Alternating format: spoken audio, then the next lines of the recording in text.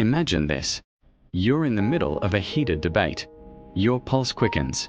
Your mind races to craft the perfect counterattack. Every word feels like a sword, every sentence a shield. You're convinced that victory comes through sharper logic or louder conviction. But across from you stands someone who doesn't respond. They listen. They pause. They smile faintly. And somehow, without saying a word, you begin to lose ground. That's when the philosopher steps in. He doesn't raise his voice. He doesn't tell you to fight harder. He simply says, "The one who reacts is the one who's ruled." What does that mean?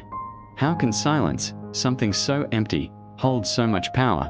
Today, we'll explore a profound idea shared across centuries. From Nietzsche's will to power, to Socrates' quiet intelligence, to the samurai Musashi's calm before the strike. This is not just philosophy. It's a survival skill, a way to regain control in a noisy world. The hidden weakness behind every argument. When two people argue, the battle is rarely about truth. It's about identity. You're not defending an idea, you're defending yourself. And when your sense of self is under attack, the mind goes to war. It's no longer about logic, it's about survival. We argue because silence feels like defeat. We fill the space because we fear what stillness might reveal. But the moment you must defend your ego, you've already handed power to the other person. As the Stoic philosopher Epictetus said, "No one is free who is not master of themselves." True strength, he believed, begins not in the voice, but in the pause before it. The psychology of reaction. Every reaction is a small surrender. When someone provokes you and you immediately respond, they've already controlled your state of mind. They've dictated your rhythm.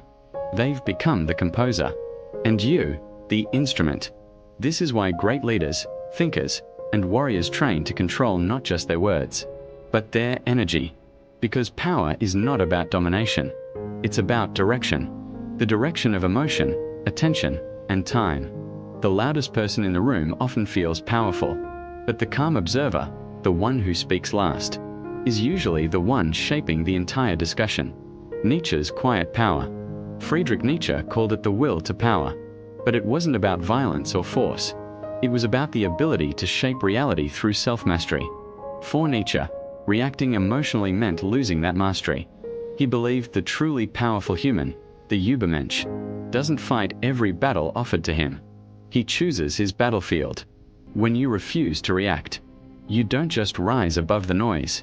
You expose it. The reactive mind needs conflict to survive. The disciplined mind needs only silence. And in that silence, Nietzsche saw the birth of creation. The power to define life on your own terms. The art of strategic silence.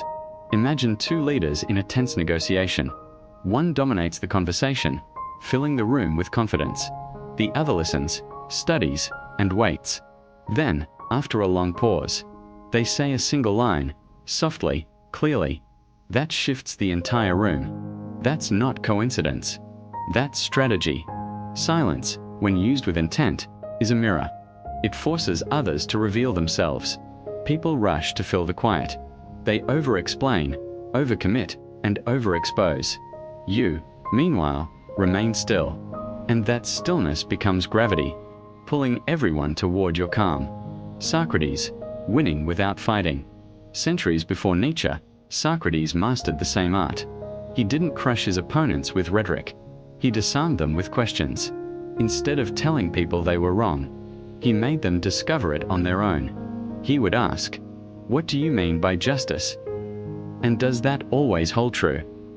Each question chipped away at certainty, until the proudest speaker realized they had built their arguments on air.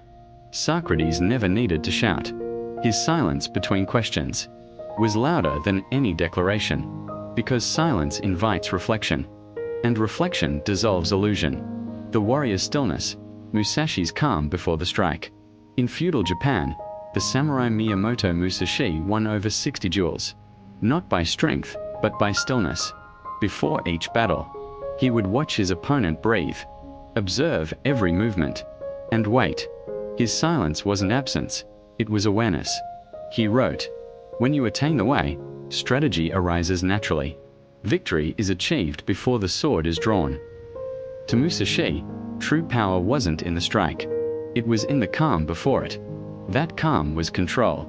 And control is the essence of all power. The modern battlefield: words, screens, and noise. Today, our battles are not fought with swords or in arenas. They unfold in comment sections, group chats, and conference rooms. But the psychology is the same. Every ping, every post, every argument invites you to react. And every reaction drains your will. Social media thrives on your outrage. Politicians survive on your attention. Marketers feed on your emotion. To remain silent in a world that profits from noise is the new rebellion. It's not passivity. It's power, pure, uncorrupted power. The philosophy of the pause. Silence is not emptiness. It's space. Space where wisdom grows, where emotion cools, where truth becomes visible. The Stoics train themselves to pause before reacting. Buddha taught that silence is the highest answer. Nietzsche saw restraint as the ultimate sign of mastery. And neuroscience now confirms what they all knew. Silence rewires the brain. It reduces reactivity. It enhances clarity. It gives you time to choose instead of react. In that pause, you reclaim the one thing every argument tries to steal: your presence. How to practice philosophical silence. You can start small. In a conversation, count to 3 before replying. When criticized, observe your impulse before speaking. When you feel provoked online, close the app. Silence doesn't mean withdrawal, it means mastery. It's choosing when to respond, not refusing to respond. The goal isn't to win every debate. It's to outgrow the need to have won. The silent revolution within. Every philosopher, warrior, and thinker who achieved greatness shared one common victory. They conquered themselves. They realized that silence is not the absence of sound. It's the presence of strength. When you master silence, you become untouchable. Arguments lose their pull. Opinions lose their weight.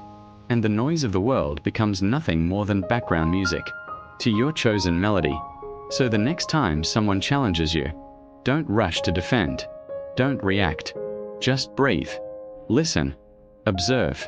Because in that moment, you'll realize something extraordinary.